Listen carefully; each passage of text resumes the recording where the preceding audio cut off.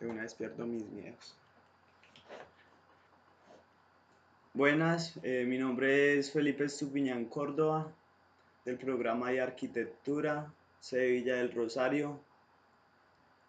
Para este trabajo de la asignatura de habilidades, yo quise hacer una exposición por medio de diapositivas sobre el estudio de un terreno, pues ya que pues como mi facultad es de arquitectura, quise hacer sobre esto.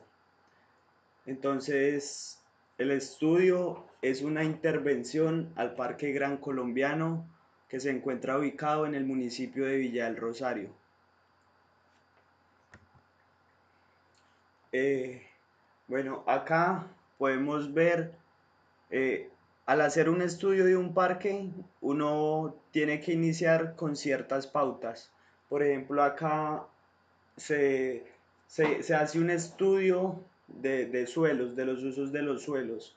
Por ejemplo, se marca con un color lo que es vivienda, lo que es áreas comerciales, áreas culturales, áreas verdes, para así poder identificar cómo se mueve el comercio y todo eso alrededor del parque. Eh, bueno, con esto uno hace un análisis en el que llega a ciertas conclusiones para seguir avanzando en el proceso de un estudio. El siguiente paso, luego de hacer el estudio de los usos del suelo, que se hace en el día y en la noche, porque no es lo mismo en el día que en la noche, a veces cambia. Entonces, luego de esto, el siguiente paso es un mapa, es un mapa de llenos y vacíos, el que podemos ver de negro. Este mapa de llenos y vacíos consiste en mapear donde existe una construcción y donde no existe. Acá, por ejemplo, podemos ver que se ve diferentes tonalidades de color en los llenos y vacíos. El negro oscuro, esto quiere decir que es más alto que pues el gris claro. O sea, uno hace llenos y vacíos y con las tonalidades depende la altura de estos edificios, de estas construcciones que se encuentran. Mm, especialmente en este parque, yo como estudiante de arquitectura pude evidenciar que existen muchos lugares vacíos. Hay muy poca construcción, pues ya que la mayor altura que se encuentra en ese sector es de 5 metros. Bueno, luego de esto se hace un mapa perceptual. ¿Qué es un mapa perceptual? Un mapa perceptual es un mapa de lo que usted va al parque y analiza, busca las necesidades que tiene este parque o lo que le falta a este parque. Usted mira, es perceptual. En este caso yo lo hice de inseguridad. ¿Por qué lo hice de inseguridad? Se preguntarán. Bueno, yo lo hice de inseguridad porque lo hice, la inseguridad, primero que todo, tiene varios factores.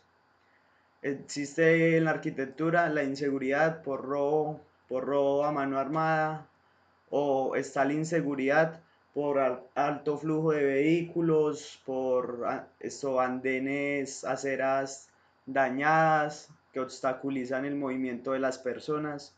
Entonces lo hice con eso, mi mapa perceptual trató sobre eso, sobre los dos factores, de robos y por parte de la peatonalidad, los, las aceras. ¿Qué observé en esto? En eso también se grafica, por ejemplo, acá podemos ver que lo rojo es donde más inseguridad, donde más probablemente pueden haber robos. Lo amarillo son zonas iluminadas, o sea, uno en estos casos tiene que mapear todo, tiene que mapear dónde se encuentran los guardias de seguridad más cercanos, qué lugares hay más intensidad de luz, menos intensidad de luz, dónde no hay luz, dónde hay más influencia de público, o sea, se tienen que ver varios factores para esto. Luego de esto se hace un mapeo de densidad poblacional. En el mapeo de densidad poblacional se, se grafica los recorridos de la gente y dónde es que la gente más se acumula. En este caso, la gente se acumula saliendo acá, por ejemplo, se acumula, pues ya que ahí hacen zonas pues de rumba y eso, para hacer ejercicio. Este parque es muy influenciado en las noches para hacer ejercicio. Y en el día, pues normalmente en el templo histórico, en la iglesia. Luego de esto, el siguiente paso, bueno, se hacen dos, cuatro mapeos diferentes de densidad poblacional. ¿Por qué? Eso no es en todos los casos, porque en este caso sí. Porque el parque no es lo mismo de día entre semana que de día un fin de semana. Entonces por eso se hace los de día de fin de semana, de día de entre semana, de noche entre semana y de noche entre fin de semana. Por ese caso se hacen cuatro mapas. El siguiente paso es graficar toda esta información en un 3D en un 3D. Por ejemplo, aquí que grafiqué, este es el flujo peatonal en un 3D. Entonces ahí se puede observar con mayor claridad y con gamas de colores la intensidad de la gente, por donde circula la gente, donde más se concentra la gente, en el caso de este.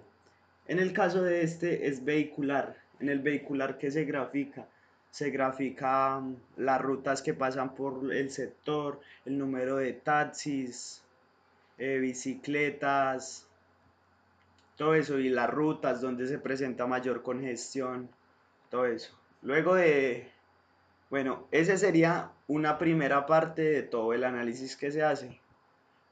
Esto para empezar a buscar, a tener dónde construir, dónde hacer una intervención uno como arquitecto, entonces se influencia mucho por la fitotectura. ¿Qué es la fitotectura?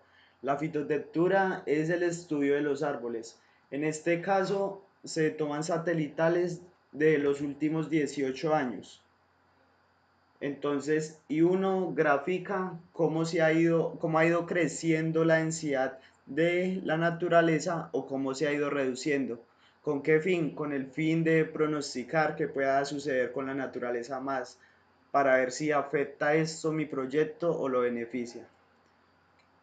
Luego de esto, con la fitotectura, como les hablaba, se genera un 3D también, se genera un 3D, por ejemplo acá es del 2000, 2004, 2008, 2018.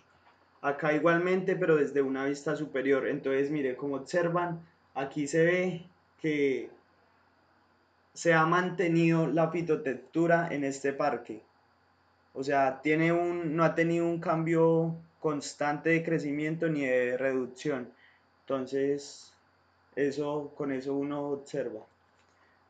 Luego de esto, uno hace un programa, crea un programa de que, según todos los datos anteriores, qué cree que puede hacer en este parque. Entonces, por ejemplo, como es un parque cultural de mucha historia para Colombia, entonces yo dije, venga, pues hagamos un centro cultural. Entonces uno crea un programa donde se explica las partes, los accesos que va a tener este pabellón, los habitáculos que va a tener este pabellón y en qué va a beneficiar a la gente. Luego de tener el programa arquitectónico, el siguiente paso es hacer, hacer un estudio de sombras.